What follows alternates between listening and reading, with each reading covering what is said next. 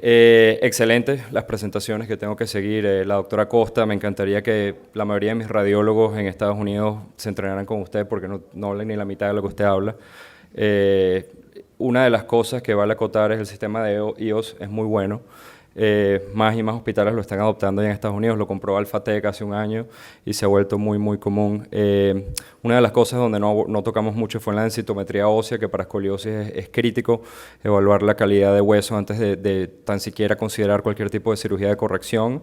Y aparte de los rayos X, que bending, doblándose a los lados, creo que muchas personas para buscar si la curva es estructural o no estructural también están haciendo sencillamente rayos X de escoliosis en posición supina, y eso da una buena información de qué parte es estructural y qué parte no es.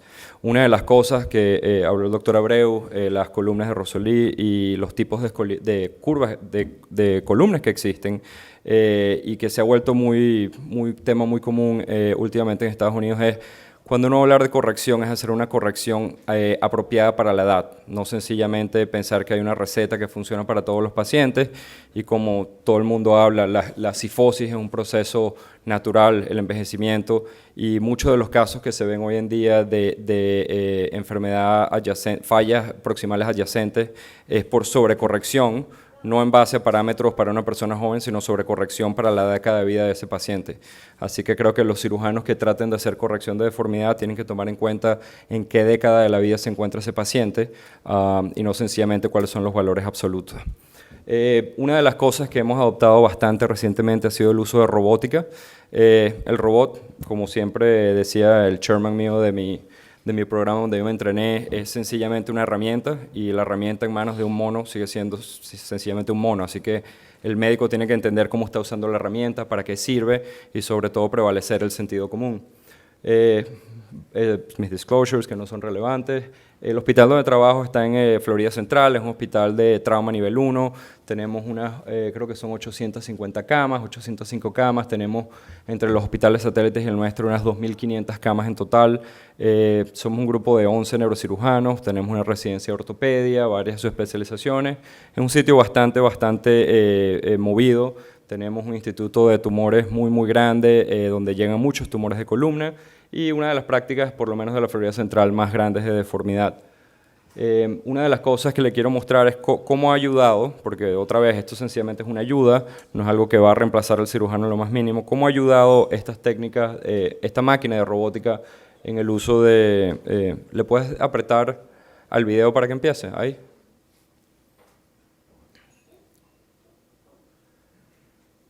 Voy a tratar de hacer esto lo menos posible comercial y hacerlo lo más objetivo. Hay varios robots, como todos saben, en el mercado hoy en día. El primero en el 2012 fue Mazor de Medtronic, en el 2017 Globus sacó el Excelsius, que es el que yo uso. Hay otras compañías como Nuvasive que están a punto de sacar uno, pero se retrasó. El otro viene del sistema de Rosa, que también está retrasado, y Stryker está trabajando en uno. Inicialmente, estas máquinas lo que hacían era facilitar la colocación de tornillos pediculares, viene mano a mano con un sistema de navegación y de preplaneación que permite saber exactamente dónde se va a colocar el tornillo, eso permite adelantar el tamaño del tornillo, la profundidad del tornillo, y poco a poco, como toda tecnología, una vez que sale, uno va entendiendo qué otras cosas, qué otros beneficios se pueden sacar de él. Entre ellos se ha facilitado hacer cirugías que antiguamente o no se hacían o solamente se pensaban hacer cirugías en posición única, es decir, el paciente colocado de lado y hacer tanto abordajes laterales anteriores a la columna como colocar la instrumentación posterior simultánea, lo cual es extremadamente sencillo cuando se tienen este tipo de herramientas. Una vez que ya las plataformas salieron, se le fueron agregando, como uno dice, juguetes, y ahora las espaciadores, las cajas se pueden navegar, uno puede planear antes de que empiece la cirugía exactamente dónde quiere colocar ese espaciador, y muchas personas se preguntan cuál es el beneficio de eso, y como digo, todas las tecnologías cuando salen, se le va encontrando más beneficios. Colocar el espaciador en el sitio exacto donde uno lo desea puede facilitar la corrección, ya que la lordosis, la palanca está más anterior o más posterior si uno está tratando de hacer descompresiones indirectas del neuroforamen. Eso también facilita, ya que los instrumentos son navegados, las curetas, los osteotomos, todo. Eso permite preparar la placa terminal, el platillo, exactamente donde se va a sentar el material de osteosíntesis, lo cual teóricamente aumenta la tasa de fusión. Ok, Vamos a hablar de dos tipos de cirugía de posición única, la de abordaje lateral con instrumentación posterior en posición lateral y después de una de las más recientes que se ha adoptado ya en los últimos 2 años, que es abordaje posterior más abordaje anterior en posición prona lateral. Esta es la posición antigua cuando uno hacía un X-lift o un D-lift, un abordaje lateral. Yo utilizaba mucho esas bolsas de Bean, que es una cosa que uno succiona y se pone rígido y ayudaba a mantener al paciente. Uno solía romper la cama frecuentemente, lo cual tiene sus contraindicaciones hoy en día porque estira el plexo lumbosacro y crea radiculopatías. Generalmente cubría la parte de dorsal y lumbar porque no había ninguna intención de entrar a la columna en ese momento, así que solo exponía el flanco izquierdo del paciente o el derecho, depende del lado donde venía. Hoy en día eso ha cambiado. Hoy en día podemos ver estas imágenes que uno suele exponer completamente la parte dorsal y lumbar del paciente para que haya acceso tanto al flanco lateral como a la parte posterior del paciente. Es crítico la distribución de la instrumentación, de las máquinas, del personal en el quirófano y eso lo vamos a ver un poquito después en las otras imágenes, dónde está la personal monitoreo, dónde está el microscopio, si se va a hacer el microscopio, dónde va a estar el robot situado en el quirófano.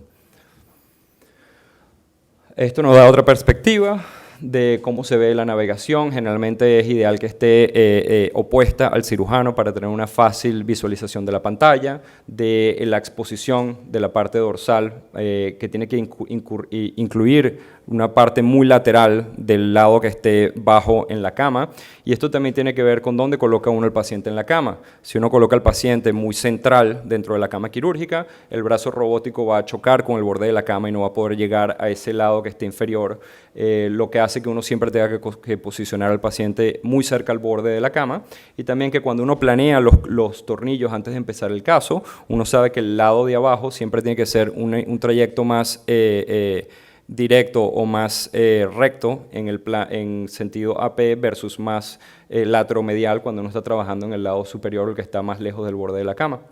Aquí uno puede ver cómo uno sencillamente hace la incisión en base a la navegación, coloca el brazo robótico y procede a colocar todos los tornillos, en este caso de manera percutánea, para después hacer la cirugía lateral al mismo tiempo. Este es un caso, para explicar un poquito casos donde se puede usar esto. Era una paciente femenina de 69 años, tenía un dolor crónico de espalda con antecedente de una hemilaminectomía, le había hecho un neurocirujano en Orlando unos 12 meses antes de que yo la viera. Es la mamá de uno de los radiólogos de mi hospital. Después de la cirugía empeoró, tenía más dolor, los últimos 6 meses se habían vuelto miserables para ella y decidieron que la viera yo como segunda opinión. Ahí pueden ver la resonancia preoperatoria de la cirugía que le habían hecho versus la postoperatoria y se nota que ha desarrollado una leve espondilolistesis, tomando en cuenta que el paciente está en posición supina, entre L4 y L5. Cuando uno ve un poco más las imágenes, se podía ver en la resonancia magnética que había una sobreresección del proceso articular inferior, lo cual probablemente había causado una espondilolistesis iatrogénica. Con una tomografía se puede confirmar fácilmente cómo le habían resecado la faceta completamente durante la hemilaminectomía, el cirujano previo, lo cual cuando uno hace rayos X de flexión-extensión, claramente tenía una listesis L4-L5 iatrogénica. En las rayos XAP se puede ver cómo ha desarrollado también un imbalance coronal, el cual no tenía anteriormente, y el paciente tenía un dolor severo, siendo madre de médico, obviamente trabajando en mi hospital crea un poco más de estrés. Ellos querían algún tipo de abordaje mínimamente invasivo y no estaban interesados en ninguna cirugía grande. Me pareció que sería un buen plan hacer una fusión de 2 niveles, abordaje lateral anterior intradiscal con una instrumentación posterior. Eso da el beneficio, pues obviamente, de la corrección coronal cuando uno pone estos espaciadores, ya que tienen un curso completo de lado a lado, hace una corrección coronal significativa y como son anteriores crean un significativo mejoría o aumento de la lordosis lumbar porque se pueden colocar hiperlordóticos. Hoy en día llegan hasta 22, 25 grados porque la mayoría son expansiles, aunque pudiéramos hablar horas de por qué usar expansil versus monolítico que no se expanda, y los dos siguen en el mercado muy comunes en Estados Unidos. Aquí podemos ver la colocación de los tornillos. Inicialmente el paciente se pone en posición lateral. Antes de empezar el caso, ya uno había planeado exactamente dónde iban a colocar los tornillos. Colocar los tornillos con el robot no solamente garantiza que el tornillo está en una buena posición, uno puede explotar el uso de la navegación para saber que el tornillo esté cerca de la placa terminal, del platillo, para tener un agarre más fuerte cerca del hueso cortical en vez del hueso canceloso. También permite hacer proyecciones de las cabezas de los tornillos hasta el nivel de la piel. Cuando uno hace estos casos robóticos mínimamente invasivos, las incisiones son extremadamente pequeñas. Uno prácticamente puede hacer una convergencia de la cabeza de los tornillos en un solo punto en la piel, manteniendo obviamente un tornillo que sea anatómico, que no vaya a hacer una violación del pedículo o del hueso cortical. Una vez que los tornillos están en su sitio, aquí se puede ver como los del lado inferior, los que están hacia abajo del paciente, hacia la cama, tienen un trayecto mucho más recto, versus que los que están superiores suelen ser más lateromediales. Y eso es por evitar que el brazo robótico choque con la cama. Aquí se puede ver que una vez que uno ha colocado los tornillos, uno va a proceder a hacer la colocación, la disquectomía, la colocación de los espaciadores o cajas intersomáticas. La navegación igualmente ayuda con esto de dos maneras, o el robot. Uno es que el retractor tubular que uno usa en el abordaje lateral, antiguamente uno usaba un retractor que se agarraba o se anclaba en la cama del paciente. Eso tiene dos articulaciones que uno cierra y sabe que uno se mueve mucho y el retractor se mueve a medida que uno va trabajando. Hoy en día se agarra del brazo robótico, el cual es extremadamente rígido. Lo segundo es que los instrumentos completamente todos los instrumentos que uno usa son navegados en tiempo real con estereotaxia. Aquí se puede ver que incluso a veces cuando uno quiere hacer una resección anterior lateral de un osteofito comunicante o en puente que cubra completamente el disco, o si uno quiere hacer más anterior o posterior, no hay límites, uno sencillamente puede usar la navegación. Aquí se puede ver cómo es difícil a veces entrar en estos espacios intradiscales que son bien cerrados por colapso completo, y con la navegación uno puede exactamente planear dónde va a colocar la guaya. Yo siempre me gusta colocar una guaya en la mitad del disco en donde quiero que esté el retractor, y ese es el único momento donde hago un rayos X para confirmar que la navegación estaba precisa y en efecto colocó la guaya donde yo pensaba. Ese hasta ese momento es el único rayos X o fluoroscopía que yo tomo. Antiguamente eran muchos rayos X para colocar esa guaya en ese sitio. Una vez que está en su sitio, se puede usar un microscopio, se puede usar sencillamente una fuente de luz y usar las lupas quirúrgicas, o en este caso me he vuelto muy dependiente de una tecnología que se llama exoscopía. Es mucho más pequeño que un microscopio, no toma mucho espacio en el quirófano. Lo complemento con, tiene una pantalla 4K de tridimensional. En pocas palabras, es como ir al cine a ver esas películas 3D. Hay que operar con unos lentes, unas gafas de 3D, pero te da una perspectiva de profundidad que es absolutamente increíble. Es como trabajar con el microscopio sin necesidad de estar moviendo la cabeza, no crea dolor del cuello. Lo otro es que yo trabajo mucho con residentes. Este es uno de mis residentes ecuatoriano de tercer año de ortopedia en mi hospital. Todos los residentes pueden ver exactamente lo que estoy haciendo en esa pequeña incisión de lado. Antiguamente, cuando yo me entrené, hice mi fellowship y uno hacía abordajes anteriores laterales, ya que son incisiones pequeñas, uno tenía siempre que ver de vez en cuando el cirujano lo dejaba a uno ver qué había pasado entre una parte y la otra. En este momento todo el mundo ve exactamente lo mismo que estoy viendo yo. Aquí ya se puede ver que los tornillos, aunque ya están en posición, las conexiones mínimamente invasivas no interfieren ni con la fluoroscopia ni con el posicionamiento del cirujano. Una vez que ya uno ha colocado la guaya, el retractor en su sitio, hacer la disquectomía navegada es extremadamente sencillo. No puede garantizar que uno quite la porción anular del disco contralateral completamente en tiempo real. No hay que tomar imágenes durante todo este proceso. Igualmente, si uno quiere hacer una resección del ligamento longitudinal anterior, se puede hacer con la navegación. Uno ve, de hecho, en la mayoría de estas tomografías los vasos sanguíneos prevertebrales. Y al momento de poner las pruebas de dónde va a colocar uno la caja, también todo eso es navegado en tiempo real, lo cual no solamente permite saber que va a estar en una buena posición, sino saber incluso cuál es el tamaño ideal que va a tener una mayor cobertura encima del platillo intervertebral, y garantizar que abra el disco anular del otro lado. Aquí se puede ver, una vez que ya los dos dispositivos están en su sitio, ninguna de las tecnologías que hay ahorita en el mercado puede mostrar en tiempo real la abertura de la caja, pero sí muestra la posición perfecta. Una de las preguntas que siempre me hacen es: ¿cómo sabes que una vez que hiciste un nivel, la navegación, ya que moviste la columna, la navegación no falla y se vuelve imprecisa? Estos registros, hay varias maneras de hacerlo, ya sea con tomografía intraoperatoria o, como lo hago yo, con una tomografía preoperatoria, imágenes de fluoroscopía intraoperatorias, y se hace una fusión con la tomografía preoperatoria. El software, cuando hace la fusión, lo hace lo que se llama segmental, es decir, fusiona vértebra por vértebra, más no el segmento completo. Y cuando hay un cambio en un segmento, no afecta al próximo segmento porque va vértebra por vértebra. Aquí se puede ver las imágenes después, básicamente igual al plan que uno tenía, y la corrección que se logra tanto en el plano coronal, con una cirugía de 2 horas, y la abertura indirecta de los neuroforámenes del paciente. Ahora hablemos un poquito de lo que es la posición única prona y la ayuda del robot en esto. La posición prona para la mayoría de los cirujanos de columna es la más amigable porque estamos acostumbrados a ver al paciente boca abajo. Cuando uno trabaja de lado es un poquito menos amigable si uno no está acostumbrado con la anatomía y meterse en el espacio retroperitoneal. A veces puede asustar un poco si uno no tiene experiencia. Siempre digo que antes de empezar a hacer abordajes retroperitoneales en posición prona uno tiene que sentirse muy cómodo con la posición directa lateral. Tiene sus ventajas, que vamos a hablar, la mayoría con la gravedad, pero sí es un poquito confuso si uno no está acostumbrado a esa anatomía. Las indicaciones o las ventajas son muy parecidas a las del abordaje lateral en posición única, da un acceso al ligamento longitudinal anterior, permite llegar al disco del otro lado, todo eso es exactamente lo mismo.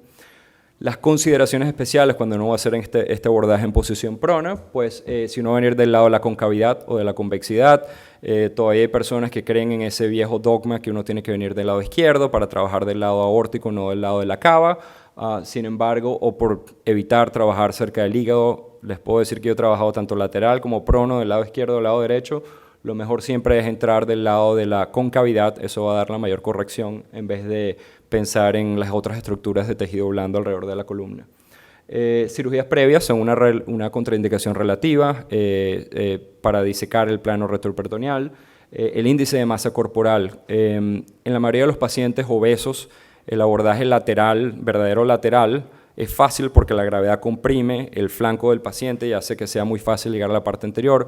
Cuando uno se va a posición prona es lo opuesto, la gravedad hace que se expanda la persona literalmente hacia los lados y eso las compañías ya lo tienen muy en cuenta. La mayoría de los instrumentos que están desarrollando para estos abordajes son más largos que los que ya había en el mercado para el abordaje lateral. Así que es una persona con un índice de masa corporal alto, pensar seriamente si de verdad se va a poder hacer el abordaje en posición prona porque va a ser peor que si uno estuviera de lado.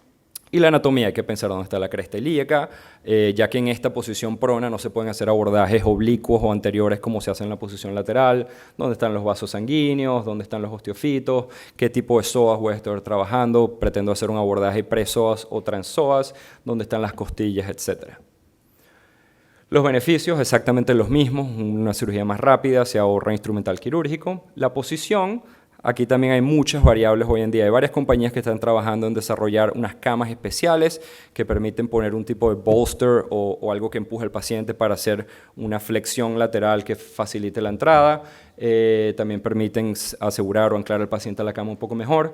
Yo realmente, después de haber hecho probablemente más de 50 abordajes laterales en posición prono, hoy en día lo coloco en la misma cama de Jackson que hago cualquier otra cirugía prono y sencillamente lo único es que presto atención a que la almohadilla que va en el lado donde voy a entrar esté un poquito más bajo de lo usual para que permite que la barriga cuelgue un poco más de lo usual y me dé fácil acceso al flanco del lado donde estoy entrando.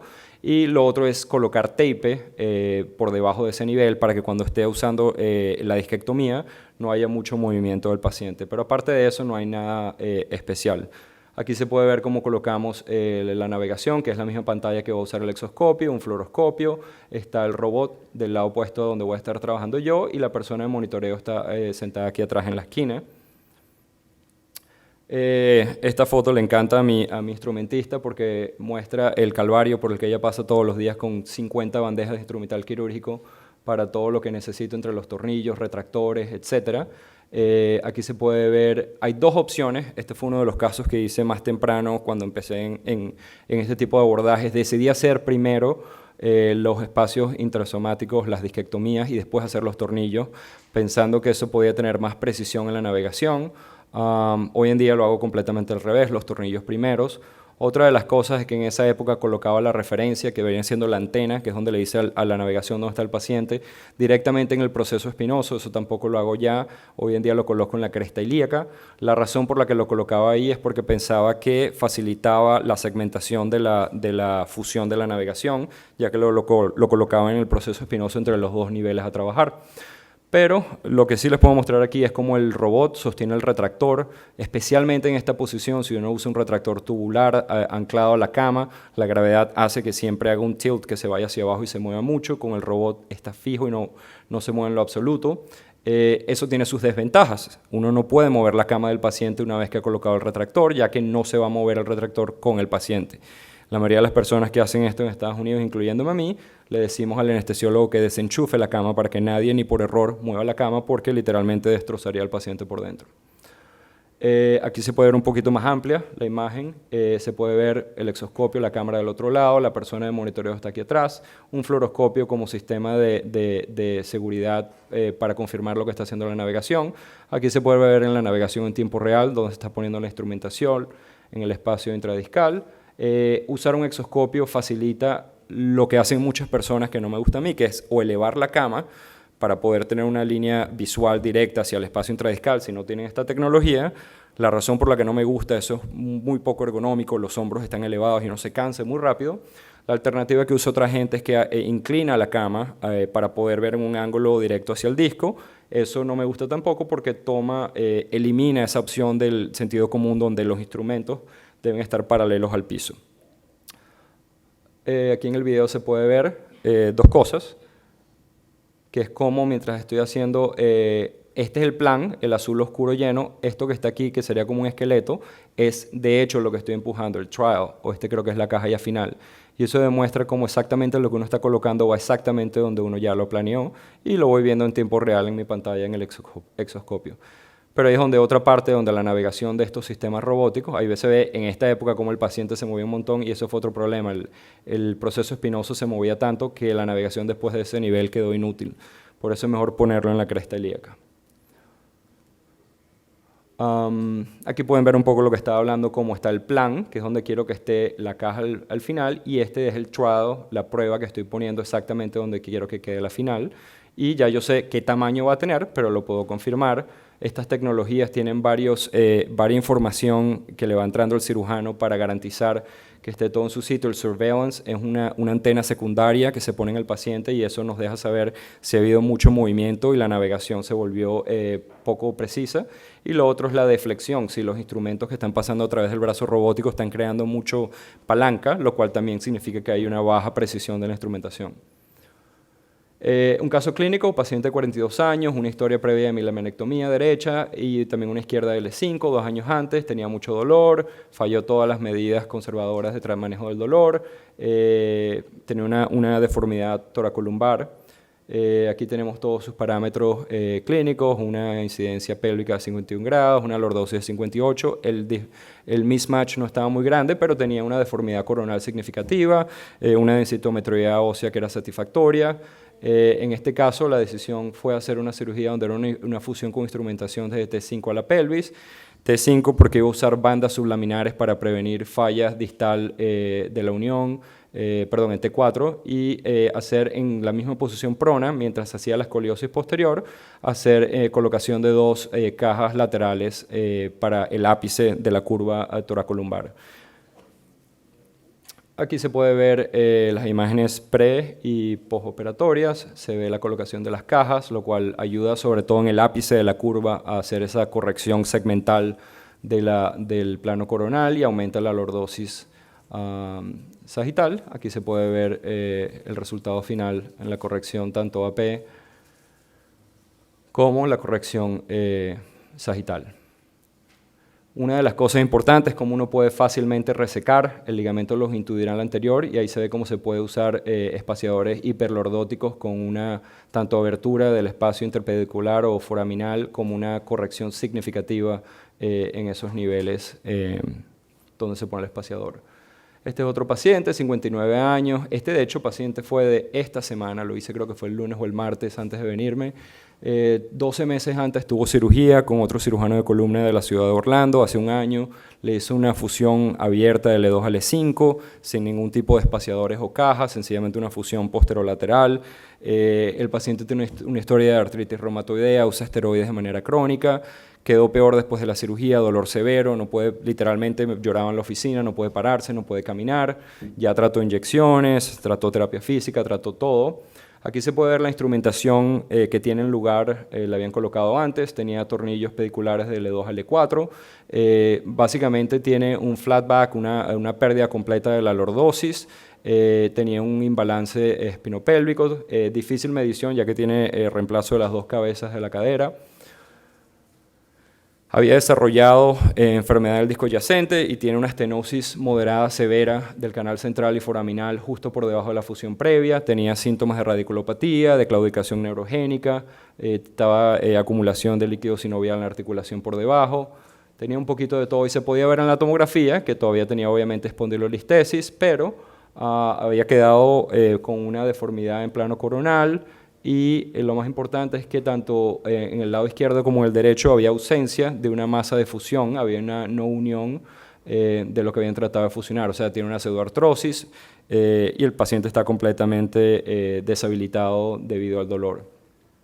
El plan aquí era hacer una exploración de la cirugía previa, cambiar la instrumentación, extenderlo a nivel de L5, hacer una laminectomía de L4 para abrir ese canal central y los forámenes y utilizar un abordaje pronolateral para la corrección tanto sagital como coronal, todo en una sola posición. Esta cirugía tomó unas 3 horas y media en hacerse. Aquí se puede ver el abordaje. Este fue otro caso de esta semana, pero no es él porque este fue percutáneo, pero muestra la pequeña incisión que se tiene que hacer por un abordaje de 3 niveles. Esta fue otra persona, pero era una columna virgen. 3 niveles interdiscales, es una pequeña incisión de unos 4 centímetros en el flanco izquierdo o derecho. La navegación permite saber exactamente dónde va y otra vez permite, que lo vamos a ver en la charla de escoliosis, el trabajo simultáneo tanto en el flanco como en la parte de la línea media posterior. Aquí es una vez que yo terminé de hacer la colocación de las 3 cajas. Este es mi asistente cerrando la herida del flanco izquierdo mientras estoy haciendo una laminectomía mínimamente invasiva en esta persona. Este sí es el mismo paciente, se puede ver las imágenes pre y post, la corrección del plano sagital, un aumento significativo de la lordosis. También se puede ver la apertura indirecta de los neuroforámenes y el espacio interpedicular a expensas de incrementar el espacio intradiscal. Aquí se ve como el foramen del E4 L5 estaba completamente cerrado, tiene una magnitud increíble en este momento. Y se ve que se mantuvo, en este caso usé tornillos fenestrados con vertebroplastia, cemento para reforzarlo, ya que el paciente tenía uso crónico de esteroides, no había funcionado antiguamente y tenía clara osteopenia en las imágenes, por lo cual previne hacer una vertebroplastia para evitar una falla de la instrumentación. Tips y errores comunes en este tipo de cirugías es que el paciente, como digo, debe estar en una posición AP real para de esa manera usar la fluoroscopia en caso de que la navegación no funcione, que el paciente esté bien asegurado en la cama para que el movimiento excesivo no baje la certeza de la navegación, tener una silla, ya que uno va a estar sentado en ese abordaje lateral y tiene que estar cómodo. Si está disponible usar un exoscopio, es mejor que la fuente de luz o tratar de inclinar la cama. El trabajo simultáneo es completamente realizable y vamos a ver unos casos mucho más grandes de escoliosis grande donde se hacen las discectomías al mismo tiempo que se hace la exposición posterior. Los tornillos se pueden colocar antes o después de los espaciadores. Si es de manera percutánea, generalmente es mejor hacer los tornillos si es mínimamente invasivo. Eso disminuye el riesgo de baja precisión de la navegación cuando uno trabaje después creando distracción del espacio intradiscal. Si es abierto es más fácil porque uno puede confirmar con la anatomía que todavía esté bastante certera la navegación y que la almohadilla ilíaca de esa cama esté un poco más bajo de lo usual para dar acceso al flanco izquierdo o derecho, depende del lado donde uno venga. Y cuando hayan dudas, siempre volver a lo básico, la fluoroscopia. Muchas veces me pregunta cómo escoges si hacer posición única lateral versus posición única prona. Básicamente la respuesta es, si hay una estenosis, si no hay estenosis central, pues uno puede venir de lado, ya que no hay que hacer ningún otro procedimiento como una laminectomía.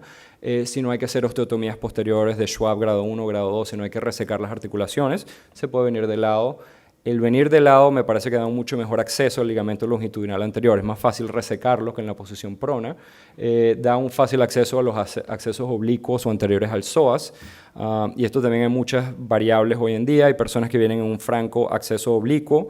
Yo hago una variación donde, como todo es navegado, vengo perpendicular a la columna, lo que sería transpsoas, pero antes de atravesar el psoas, con el instrumento de Cobb navegado, hago una retracción del psoas y coloco el retractor enfrente al psoas una vez que ya lo retraje. Esto disminuye la incidencia de radiculopatías, plexopatías y debilidad muscular después de la cirugía. Y venir de lado es más fácil en pacientes con alto índice de masa corporal, Posición pronolateral es excelente cuando uno tiene que hacer una descompresión simultánea, la laminectomía, foraminotomía, da acceso a la osteotomía si hay que hacer resección de las facetas, permite el trabajo simultáneo, si uno quiere trabajar dos cirujanos a la vez, uno trabajando en el flanco y el otro en la parte posterior. También permite combinar con otros tipos de cirugías, fusiones intradiscales posteriores, un T-Leaf, un PLIF, se puede combinar con los D-Lift, por ejemplo, el E5C1, si uno quiere combinar que no es accesible del lado de un abordaje lateral. Y los estudios están demostrando hasta ahora, le comentaba al doctor Ulises que tuve el placer en estos últimos meses de ser uno de los evaluadores de los papers que están mandando a la reunión de NAS de este año y muchas de las personas están demostrando que la corrección del plano sagital de la lordosis que se alcanza con un abordaje en posición pronolateral es superior a cuando se hace un abordaje francolateral anterior a la columna. Gracias.